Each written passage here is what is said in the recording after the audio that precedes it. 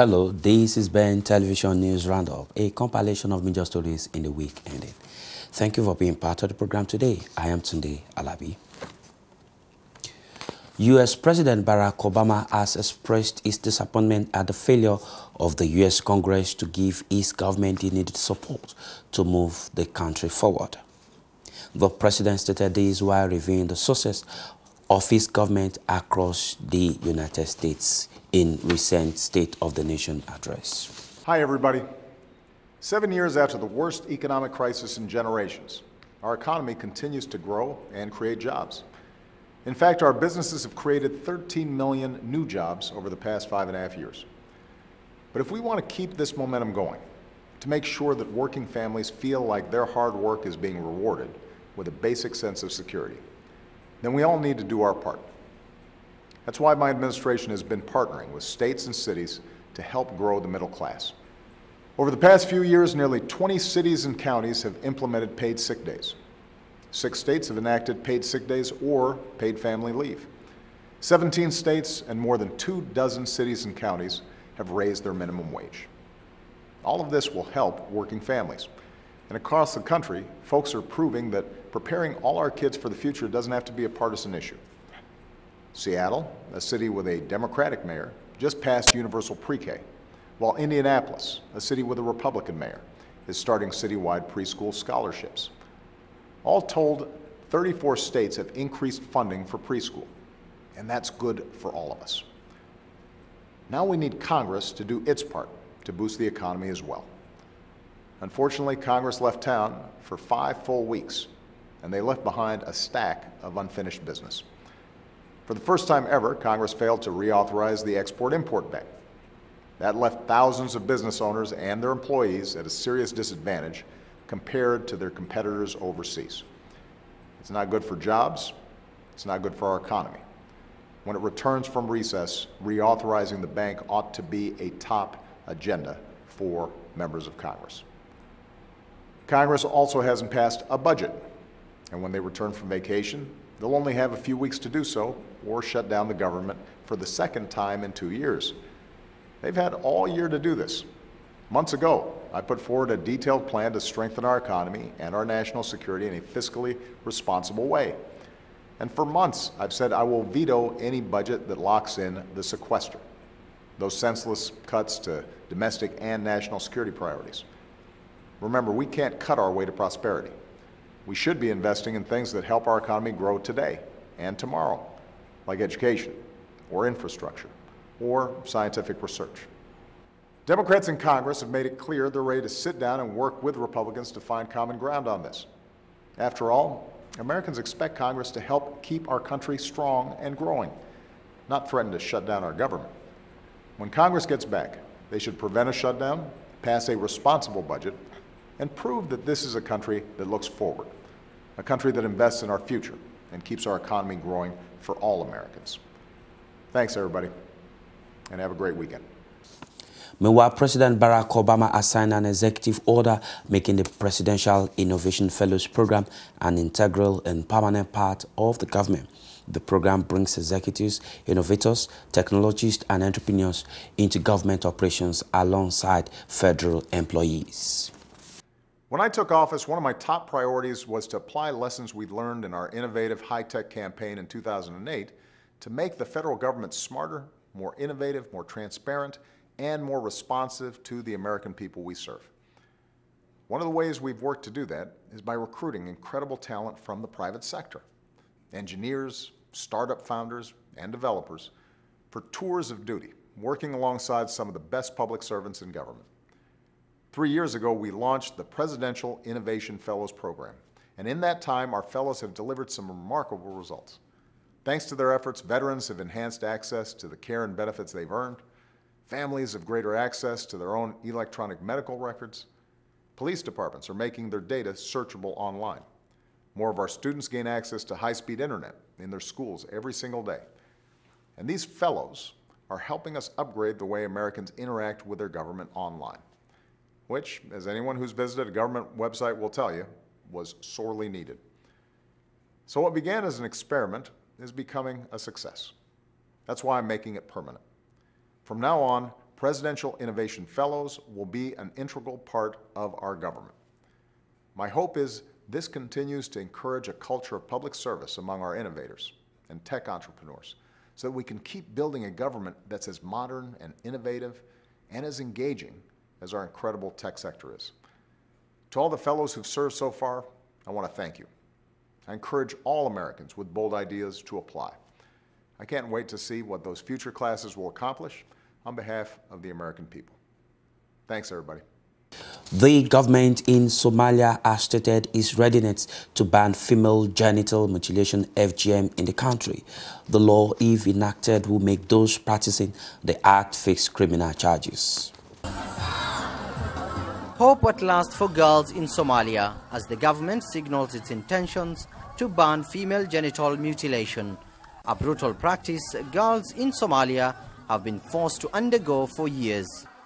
The practice is very popular in many African and Middle East countries.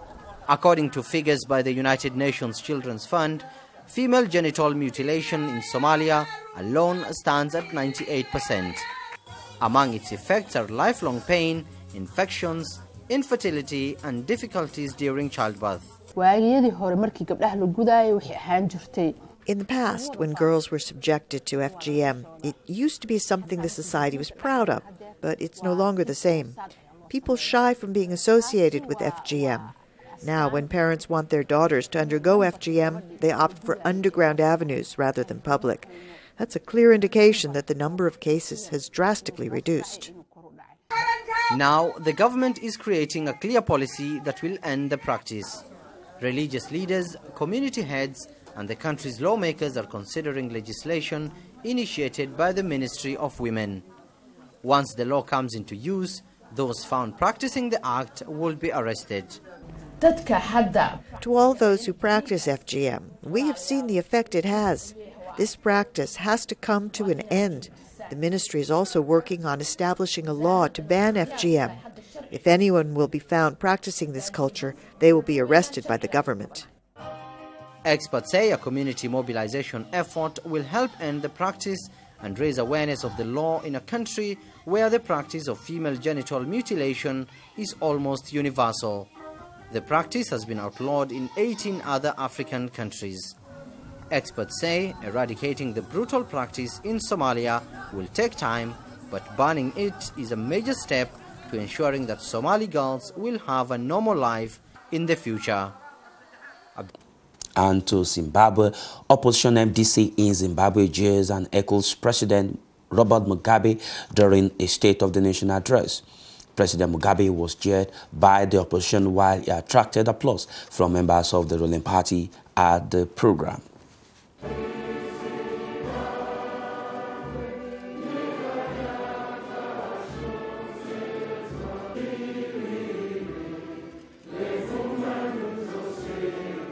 Madam President, Mr. Speaker, sir, overall economic performance to date indicates modest growth, particularly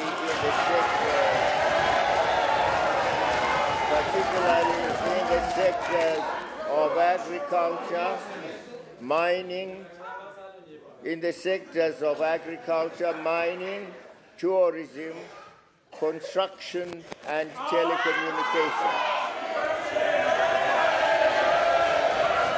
The economic growth rate, in line with our food and nutrition policy thrust, government working closely with the private sector and development partners, has adopted a grain importation program, even though, as we now discover from the volumes of maize sales to the GMB, our farmers did better than we had estimated.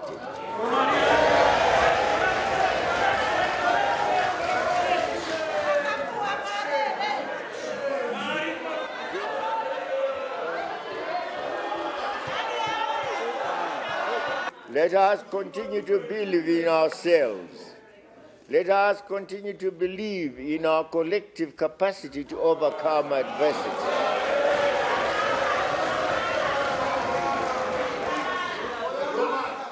Let us work A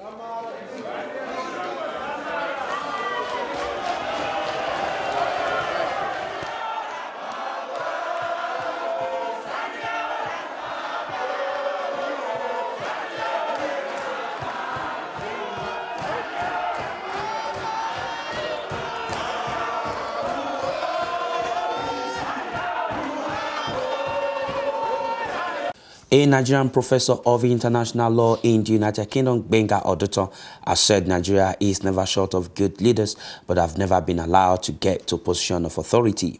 Leadership material in Nigeria. A good example of that is the two leaders that have just emerged to lead the nation, the president of the country right now, General Muhammadu Buhari, and his vice president, Yemi Osinbajo, who is a law professor. These are men who, even within the difficulties of finding leadership material in Nigeria, have distinguished themselves. One as a military ruler and as a natural disciplinarian, the president, and the other as someone who has distinguished himself in law, as a law teacher and in law practice. And there's one, and also in religion, and also in religion as a pastor. Before we had this recent concentration on the problem of corruption, more or less in the later part of President Obasanjo's regime, little attention had been given in Nigeria to the problem of corruption. But I can tell you that as far back as 1997, Professor Yemi Osinbajo established an anti-corruption NGO, non-governmental organization known as Integrity, in 1997, at the height of the military dictatorship in Nigeria. The military simply could not understand what he was talking about. They thought this had to be an anti-military move, that it had to be something to do with the pro-democracy, and it had nothing to do. He was just talking and harping in 1997 on transparency in business practices. So we have this kind of rulers, and there are many of them. The problem is that they don't tend to float to the top. And we have been very lucky in the last few months that for once, in recent Nigerian history, they seem to be in control. But I'm actually very apprehensive as well as to how well they will do, considering that it doesn't take just two men to lead a nation. We need a raft of good leaders. We need a miracle, a continuous miracle down the ladder, not just from the president and vice president, but in the Senate, and in other places. But I must agree with you. The simple fact is that we don't have enough leaders of reputation in that country. Joining that with religion, my actual personal take on it is that our problem is not lack of religiosity. Our problem is actually over-religiosity. Religion is quite simple to exploit. Anyone who wants to get the attention of his fellow citizen just needs to pretend to be a pastor. I'm sure if a proper census were carried out, Nigeria will have the highest rate of pastors in the world. Perhaps also imams, because nearly every corner has a corner mosque and an imam there, and on one single street in Lagos you can find 5 churches. So her problem is over religiosity, and a lot of it is pretense, and it's all about, it's nearly a business venture, and it's all about getting legitimacy. Because we lack leadership, the right people in position, everybody tries to pretend to be the Messiah, or the religious one, or the one you should trust with contracts, the one that you can trust in to pay your rent if you're a landlord. And to that extent, I would actually want to see a little bit of, reliance on religion in Nigeria. I mean, we are in a country like this where religion plays a very limited role in national life. Nobody seeks for election in this country by pretending to be a top Christian or a devout Muslim. We want to see what you've done in the past. We want to see your credentials, and we want to judge you by what you are doing daily. And to that extent, we do have a problem. I agree with you. Speaking on Nigeria's President Buhari's party's men's influence on him, the law professor said is a global phenomenon. Not just a Nigerian problem. It's a problem that most democracies around the world face. The forces that bring you into power have a hold over you, and they should. That's the whole essence of party democracy. That's the whole essence of democracy. It's not just a dictatorship. It's not one man's vision. To that extent, I think it's quite, look at the American system. The neocons who brought George Bush into power dictated that they had to go to war. And that's also connected with corruption at the end of the day, because it's all about defense contracts. This is all about raising funds and buying arms and ammunition. So similarly in Nigeria, I must admit, yeah, some forces bring you into power that you must have respect for. Okay, let's. But I also, yeah, okay. Go on. I also don't despair, because I think that's the essence of having someone at the top and someone of character, which we seem to have now. Okay. And he should be able to manage. Part of his job is people management, including strong men management. A first-class king in Nigeria, Dr. Adewale Tejosho, the Oshile of Okeono in Egbaland, Nigeria, has advocated greater constitutional responsibilities for royal fathers in Nigeria. The Oshile stated that government originally is an assembly of royal fathers. He called for a review of the constitution to accommodate royal fathers in governance in Nigeria.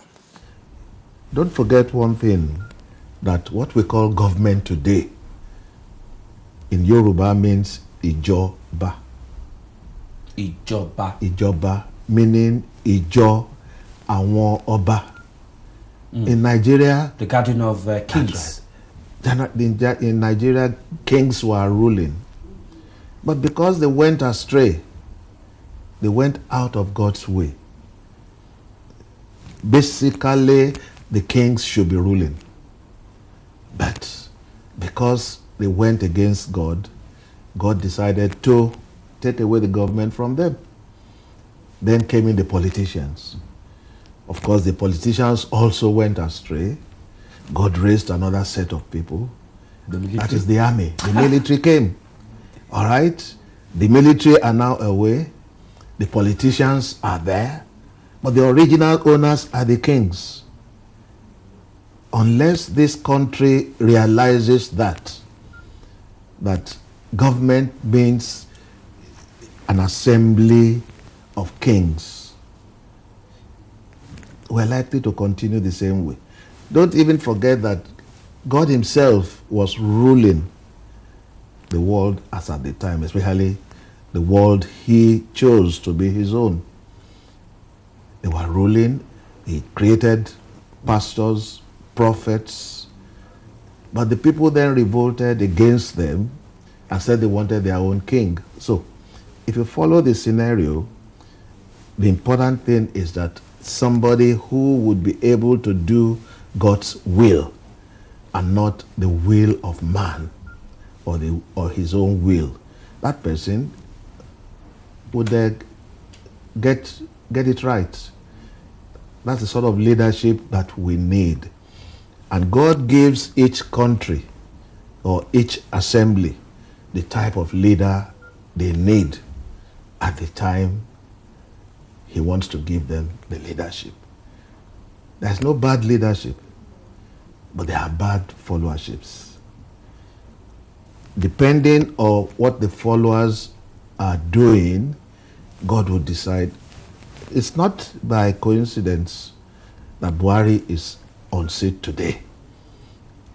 God knows that this is the sort of person we need for Nigeria today. And my prayer is that Buhari would do God's will and not his own will, and not allow people around him to control what he does. But he should always tune to God. This is all we have for you on News Roundup today. Thank you for being part of the program. I am Tunde Alabi, and do have a very beautiful week ahead of you. Bye. As part of our continued efforts to reach the African and other ethnic communities in the United Kingdom with greater impacts and create the platform to to hear your silent and unheard views in this hugely growing community in the United Kingdom, our channel, Ben TV, presents to you another live current affairs television program. Our focus on the program is to review and discuss issues around the diaspora community in the UK. The program offers you that unrestricted voice on issues affecting you in the UK. Join us live every Monday at 10 a.m. to 12 noon. Another business segment of Dialogue in Diaspora, 2 to 3 p.m. every Monday. But guess what? You can be part of the program. Just send us an email at bentelevisionuk@gmail.com. Dialogue in Diaspora, your voice, your opinion on our TV.